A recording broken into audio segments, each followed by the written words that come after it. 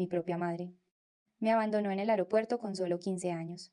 Todo para irse a disfrutar de unas vacaciones de lujo con su nuevo marido y los hijos de él. Ya te las apañarás, me dijo, encogiéndose de hombros.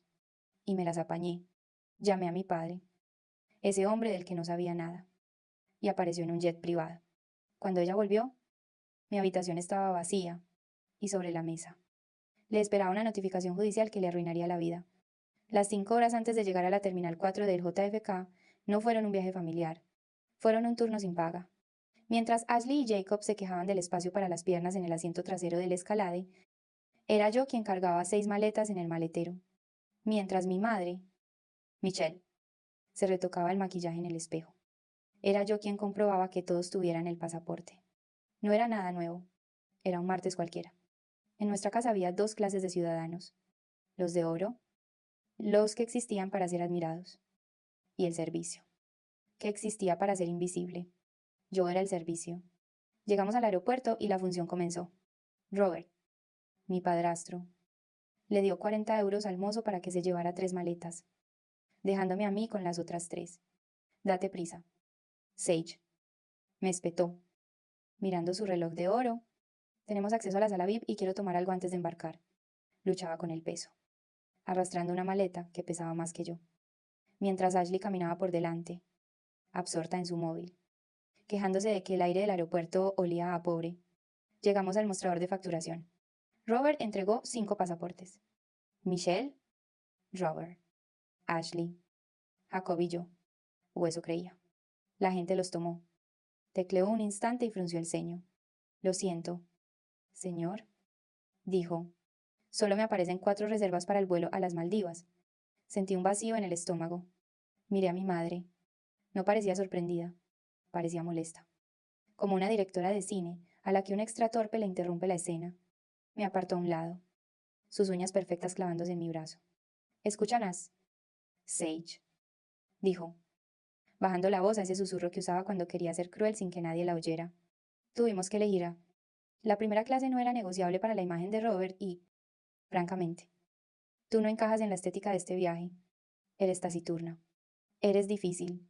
Arruinas la armonía. La armonía, repetí, y las palabras me supieron a ceniza. Mamá, yo te he hecho las maletas. He organizado el itinerario. Tengo 15 años.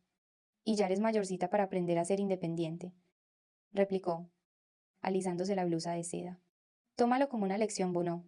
Mientras no estamos, quizá puedas reflexionar sobre por qué es tan difícil estar contigo. Metió la mano en el bolso y sacó 400 euros en billetes de 20. Me los metió en la mano de un empujón. Coge un taxi de vuelta a la ciudad. La señora Gable de al lado tiene una llave si has perdido la tuya. Nos vemos en 2 semanas. Se dio la vuelta y regresó al mostrador. Cogió su tarjeta de embarque. Se aferró al brazo de Robert y caminó hacia el control de seguridad sin mirar atrás ni una sola vez. Ashley sí se giró. Sonrió con suficiencia y me dedicó un pequeño saludo con la mano. Me quedé allí, plantada en medio de la Terminal 4, con 400 euros en la mano, rodeada de extraños que corrían hacia lugares donde sí los querían. El ruido del aeropuerto se desvaneció hasta convertirse en un zumbido sordo. Miré el dinero. No era ayuda. Era dinero para comprar mi silencio. Era el finiquito de mi propia infancia. No lloré. Llorar era lo que esperaban. Llorar es para la gente que aún tiene la esperanza de que sus lágrimas puedan cambiar algo. Yo no tenía esperanza. Tenía lucidez. Una lucidez fría y afilada. Caminé hasta el baño más cercano y me encerré en un cubículo. Me senté en la tapa del inodoro y puse mi mochila sobre el regazo. Rasgué el forro interior. Escondida dentro, envuelta en una bolsa de plástico, había una tarjeta de cumpleaños. Tenía 8 años. Los bordes estaban suaves y gastados. Era de mi 7.º cumpleaños. La última vez que vi a mi padre biológico. William. Michelle me había dicho que era un fracasado. Un vago, que no podía conservar un trabajo y que nos abandonó porque no quería responsabilidades. Pero me había deslizado esa tarjeta antes de irse, susurrando si alguna vez me necesitas. Si de verdad me necesitas. Llama a este número. Diga lo que diga ella. Miré el número. Estaba desvaído, escrito con una tinta azul que se había corrido ligeramente con los años. Tomé una bocanada de aire que retumbó en mi pecho. Marqué. Sonó una vez, 2, 3. Estaba a punto de colgar, convencida de que el número estaba muerto, convencida de que Michelle tenía razón y yo estaba completamente sola. Dígame. Soy William. La voz era grave, serena y terriblemente familiar. Papá. Susurré. Soy Sage. Hubo un silencio al otro lado, un silencio denso, cargado de significado. Sage. Su voz se quebró. ¿Dónde estás? ¿Estás bien? Estoy en el JFK, dije. Mi voz se estabilizó. Michelle me ha dejado aquí. Se ha ido a las Maldivas con Robert. Me dio 400 euros y me dijo que me fuera a casa. Quédate donde estás, dijo. La autoridad en su voz hizo que me irguiera. No te muevas. No salgas de la terminal. Estoy en Chicago.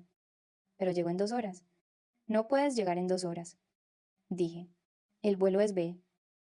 Y C es Sublas. No vuelo en línea comercial. Me interrumpió. Quédate junto a la puerta de embarque.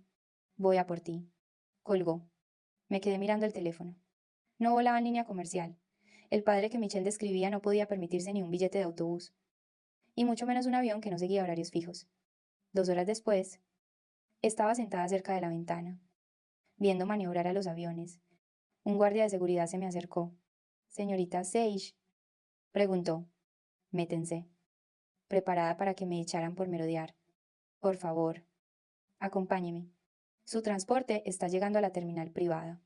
Me escoltó fuera de la sala principal, a través de una puerta lateral, y hasta un todoterreno negro que nos llevó por la pista de aterrizaje. Nos detuvimos frente a un elegante jet Gulfstream plateado que acababa de detenerse. La escalerilla bajó. Un hombre apareció en la puerta. Llevaba un traje que costaba más que el coche de Robert. Parecía mayor, cansado, pero sus ojos eran los mismos. Recorrió la pista con la mirada hasta que me vio. No saludó con la mano. Corrió. Me atrapó en un abrazo que me dejó sin aire. Olía a colonia cara y a seguridad. «Ya te tengo», susurró en mi pelo. «Ya te tengo, Sage». Subimos al avión. Por dentro, era como un salón. Asientos de cuero, paneles de madera. Me senté, abrumada. «¿Papá?», pregunté, mirando a mi alrededor. «Michelle dijo que estabas arruinado. Dijo que no me querías. Me sirvió un vaso de agua con gas». Su mano temblaba ligeramente. «Michelle mintió», dijo. «Sage, yo no me fui. A mí me borraron». Abrió su maletín y sacó un dossier. Era grueso. La primera página era una fotocopia de una petición de orden de alejamiento presentada hacía 8 años. Demandante Michelle Davis. Demandado William Thorne. Alegación amenaza inminente de secuestro e inestabilidad emocional. «¿Eras peligroso?», pregunté. «Era conveniente», dijo William. Su voz desprovista de calidez pero llena de una precisión aterradora. Estaba creando una empresa. Trabajaba 18 horas al día. Ella argumentó que mi obsesión por el trabajo era una forma de demencia. Le dijo al juez que era inestable. Les dijo que la había amenazado con llevarte a Europa y no volver jamás. Tomó un sorbo de agua. Su mano ahora firme. Ni siquiera tenía pasaporte en esa época, Gira. Sage. Pero ella tenía un abogado mejor. Pasé la página. Era un registro de cambios de domicilio. Cada vez que los investigadores privados de William encontraban una pista, Michelle se había mudado. De Chicago a Boston. De Boston a Seattle. De Seattle a Nueva York. No paraba de mudarse. Susurré. Por eso nunca terminaba un curso escolar. Siempre decía que era para tener mejores oportunidades. Era para borrarte del mapa, corrigió William. Cambió tu apellido por el suyo legalmente cuando tenías 9 años, aprovechando un vacío legal en la orden de custodia, mientras yo luchaba una batalla de jurisdicción en otro estado. Para cuando me enteré, eras Sage Davis en el sistema. Y Sage Thorne había dejado de existir. Gasté millones de euros persiguiendo a un fantasma. Miré la pila de cartas devueltas. Devolver al remitente. Destinatario desconocido. Docenas de ellas. Felicitaciones de cumpleaños. Cheques. Cartas suplicando una llamada telefónica. Me dijo que te habías olvidado. Dije. Las palabras con sabor a metal. Me dijo que habías formado una nueva familia y que no tenía sitio para la antigua. Proyectaba en ti sus propias culpas, dijo William. Era ella la que estaba construyendo una nueva familia afuera. Necesitaba que creyeras que yo era el villano para que estuvieras agradecida por las migajas que te daba. Si hubieras sabido que yo estaba ahí fuera, luchando por ti, esperándote. No habría sido su víctima perfecta y dócil. Habría sido un riesgo de fuga. Cerré el dossier. La vibración de los motores del jet zumbaba a través de las suelas de mis zapatos. Miré por la ventana las nubes que se extendían debajo. Durante años había creído que nadie podía quererme. Había creído que era una carga de la que todo el mundo acababa por deshacerse. Pero era una mentira fabricada por una mujer que veía el afecto como un juego de suma cero. Ya no me sentía triste. La tristeza implica una pérdida. Y yo no había perdido a mi padre, me lo habían robado. Lo que sentía era una rabia fría y cristalina. Se instaló en mi pecho, pesada y sólida. Ella cree que estamos en las Maldivas, dije, volviéndome hacia él. Cree que estoy en un taxi, llorando, volviendo a una casa vacía para esperar su permiso para existir. William cerró el dossier y lo guardó de nuevo en su maletín. El clic sonó con fuerza en la silenciosa cabina. Cometí un error táctico, dijo. Asumió que eras débil porque te crió para que lo fueras Yara. No contó con que llevas mi ADN. La voz del piloto sonó por el intercomunicador, anunciando nuestro descenso a un aeródromo privado a las afueras de la ciudad. El sol se estaba poniendo, proyectando largas y sangrientas sombras sobre el horizonte. No vamos a un hotel, dijo William, ajustándose los puños de la camisa. Un equipo de contabilidad forense y un cerrajero nos esperan en la casa en 40 minutos. Vamos a hacer un inventario. Miré mi reflejo en la ventana oscurecida. La chica que había cargado las maletas en el JFK ya no existía. La que me devolvía la mirada parecía la hija de un titán. Vamos a casa. Papá, dije. Yo tengo la llave. La casa estaba a oscuras cuando entramos en el camino de entrada. Parecía el museo de una vida que no se me permitía tocar impecable. Cara y completamente hueca. No llamamos a la puerta. El cerrajero que William había contratado se adelantó. Un taladro zumbó durante 2 segundos antes de que la cerradura hiciera clic. Abrió la puerta. La alarma empezó a sonar. Un ritmo agudo y de pánico. Pero William simplemente tecleó un código que el equipo forense ya había desactivado a distancia. El silencio que siguió fue denso. No toques nada que no sea necesario, dijo William, su voz resonando en el vestíbulo. Esto es la escena de un crimen. Vi como 4 hombres de traje y guantes de látex pasaban a nuestro lado. No parecían policías, parecían auditores. Llevaban escáneres y cajas de archivo. Se movían con una eficiencia aterradora y silenciosa. Subí las escaleras hasta mi habitación. Parecía más pequeña de lo que recordaba. Una cama individual, una cómoda y paredes desnudas, comparada con la suite de Ashley al final del pasillo, que tenía un vestidor y un balcón. Mi habitación parecía una celda. Puse mi maleta en la cama y empecé a hacerla. No cogí mucho, solo las cosas que eran innegablemente mías. Mi cuaderno de bocetos, mis zapatillas gastadas, los pocos libros que había comprado con mi propio dinero. Dejé la ropa que Michelle me había comprado para las sesiones de fotos. Ahora parecían disfraces. Sage. William estaba de pie en el umbral del dormitorio principal. Parecía pálido. El equipo ha abierto la caja fuerte. Entré en la habitación de Michelle y Robert. El armario estaba abierto, revelando filas de bolsos y trajes de diseño. En el centro de la habitación, el contable jefe organizaba montones de documentos sobre el edredón, pero William sostenía un libro encuadernado en cuero, un diario. Me lo entregó. Necesitas leer la entrada del 12 de marzo, el día que cumpliste 10 años. Tomé el libro. La caligrafía de Michelle era elegante, con curvas. Encontré la fecha. Ahora se parece a él.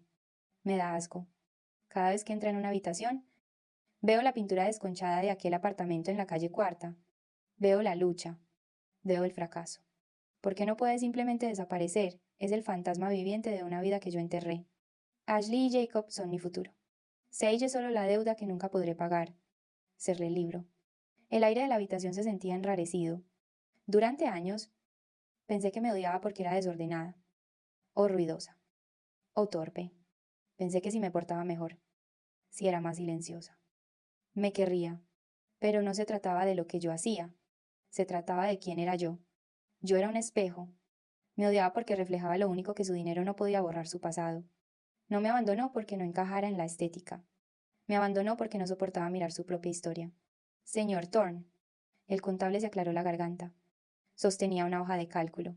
Hemos encontrado el fondo fiduciario. Levanté la vista. ¿Qué fondo? El fondo fiduciario educativo que William estableció para usted cuando nació, dijo el contable. Depositó 1.800.000 euros antes de que se finalizara el divorcio. Se suponía que era intocable hasta que cumpliera 21 años. Dejó un extracto bancario sobre la cama. Era una lista de retiradas, cientos de ellas. Obtuvo el poder notarial sobre la cuenta falsificando una orden de tutela, explicó el contable. su dedo trazando las líneas. Mire las fechas. 14 de mayo, retirada de 80.000 euros. Concepto gastos educativos. 15 de mayo, compra de un Porsche Cayenne. 20 de diciembre, retirada de 38.000 euros. Concepto. Necesidades médicas. 22 de diciembre. Compra de una pulsera de diamantes de Cartier. La lista continuaba. El viaje a las Maldivas. Las inversiones de Robert. La renovación de este mismo dormitorio. No solo quería que me fuera, dije, mi voz firme y fría. Me estaba pasando la factura. Miré la habitación a mi alrededor, las cortinas de seda, las sábanas de alta gama, la vista del horizonte. Nada de eso era dinero de Robert. Nada de eso era de Michelle. Yo había pagado por esta casa. Yo había pagado por la ropa que llevaban puesta. Yo había pagado por los billetes de primera clase que los alejaron de mí. Yo no era una carga. Era la que financiaba el espectáculo. Miré a William. Contemplaba los documentos con una expresión de pura rabia nuclear. Lo robó todo. Dijo. No. Le corregí.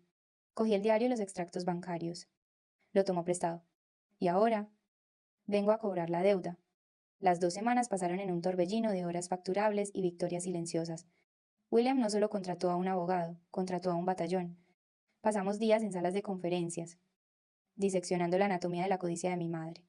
Cada recibo era una bala, cada firma falsificada era una mina terrestre. No nos quedamos en la casa, era la escena de un crimen. Después de todo, pero la vigilamos. El día que tenían previsto volver, no tenía miedo. El miedo requiere incertidumbre. Y yo sabía exactamente lo que iba a pasar. Me senté en un coche aparcado al final de la calle, observando a través de los cristales tintados cómo la furgoneta del aeropuerto entraba en el camino de entrada.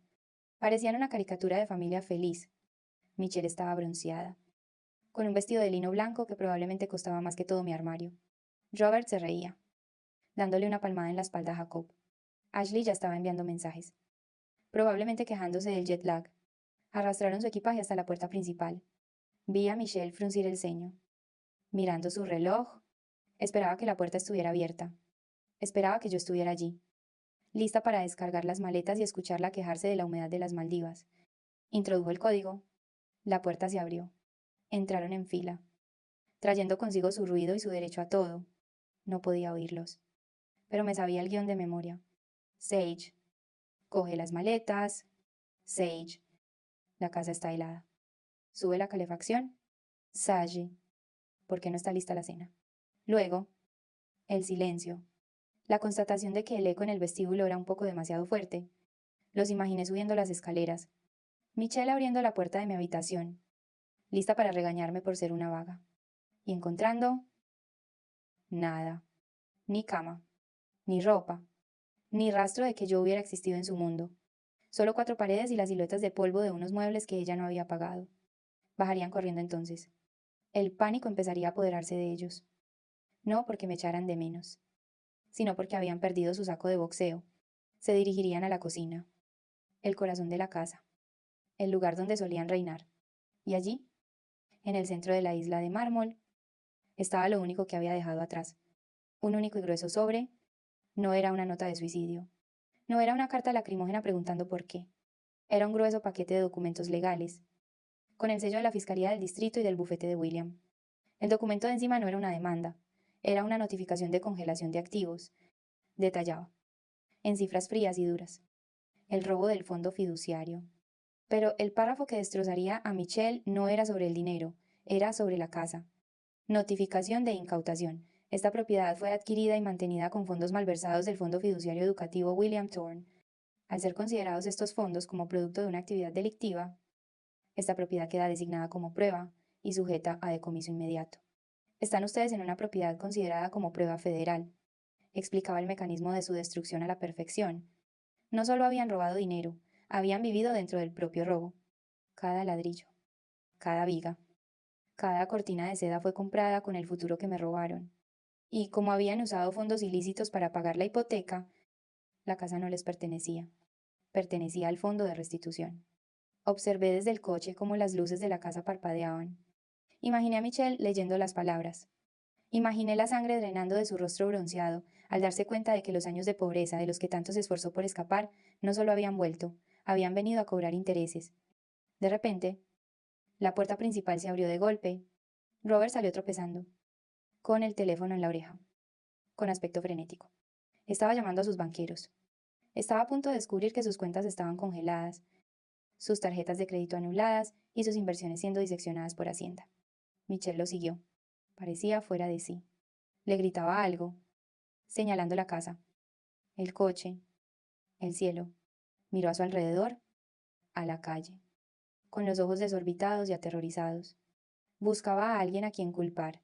Me buscaba a mí, pero yo no estaba allí. Yo era un fantasma, y los fantasmas no cargan maletas. ¿Vámonos?, le dije al conductor. Mientras el coche se alejaba, no miré atrás. No necesitaba ver el desahucio. Ya había visto el libro de cuentas. La deuda había sido reclamada. Los inquilinos estaban siendo desalojados. Y el propietario, por fin, había vuelto a casa. El golpe de gracia no ocurrió en la casa. Ocurrió a las 9 de la mañana del día siguiente. En el único lugar donde Robert se sentía intocable, su oficina. Asumió que, aunque sus activos personales estuvieran congelados, su carrera estaba a salvo. Era socio principal. Generaba ingresos. Pensó que podría escapar del desastre doméstico enterrándose en el trabajo. Se equivocaba. Cuando pasó su tarjeta por el lector del ascensor, parpadeó en rojo. Acceso denegado.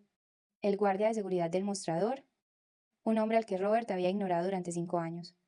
Se adelantó. Señor Davis, le han pedido que se presente en la sala de conferencias principal de inmediato. Tenemos una visita. A Robert lo escoltaron hasta el piso de arriba. Entró en la sala de juntas, enderezándose la corbata, preparándose para usar su encanto o su intimidación para salir de cualquier problema técnico que fuera. A la cabeza de la mesa se sentaba el nuevo accionista mayoritario de la empresa matriz que había adquirido discretamente la firma de Robert 3 días antes. La silla de cuero giró. No era un extraño. Era William. Mi padre no gritó. No volcó la mesa. Simplemente deslizó una sola hoja de papel sobre la superficie de caoba. Robert, dijo, su voz tranquila y letal. Hemos estado revisando los estándares de cumplimiento ético de la firma. Parece que financiar tu estilo de vida con fondos malversados del fideicomiso de una menor viola. Bueno, todo. Robert palideció. Balbuceó algo sobre malentendidos y préstamos personales. Estás despedido con causa justificada, dijo William. Con efecto inmediato psíquico. Tu finiquito es de 0 euros. Tus opciones sobre acciones quedan anuladas. Y como utilizaste cuentas de la empresa para facilitar las transferencias a las Maldivas, el equipo legal está redactando un informe para las autoridades financieras. En 10 minutos, Robert pasó de ser un ejecutivo adinerado a un desempleado sospechoso en una investigación federal. El efecto dominó fue inmediato, sin los ingresos de Robert y con los activos congelados. Los cheques de las matrículas de Ashley y Jacob fueron devueltos. Los expulsaron de sus universidades privadas antes de que terminara el semestre. Michelle no solo se enfrentaba al desahucio, se enfrentaba a una acusación formal. La auditoría forense proporcionó a la fiscalía todo lo que necesitaban para un cargo de hurto mayor. No solo perdieron su dinero, perdieron a su público. Y para gente como Michelle y Robert, ese era un destino peor que la pobreza. No me quedé a ver el juicio. No lo necesitaba. Yo ya había pasado página. 3 meses después, estaba sentada en el solarium del ático de William, en Chicago. La vista del lago Michigan era infinita. Una lámina de cristal azul que se extendía hasta el horizonte. La habitación olía a trementina y a pintura al óleo. Durante años, Michelle me había prohibido pintar. Decía que era un desastre. Decía que era una pérdida de tiempo. Decía que los artistas eran gente que se negaba a crecer. Ahora, tenía un caballete en un rincón. Pintaba el horizonte. No como era, sino como yo lo veía. Con bordes afilados, colores brillantes y violentos. El tipo de arte que ocupa su espacio.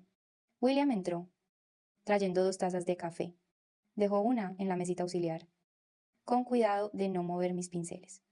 No me preguntó si era productiva. No criticó la obra. Simplemente se quedó allí un momento, observándome existir. Está bien, dijo. Es ruidoso, respondí, añadiendo una pincelada carmesí al lienzo. Bien, dijo él. Sé ruidosa. Lo miré. Al hombre que había movido montañas para encontrarme. Al hombre que había desmantelado sistemáticamente a las personas que me hicieron daño, no porque disfrutara de la destrucción, sino porque amaba la creación. Había arrancado las malas hierbas para que yo pudiera crecer.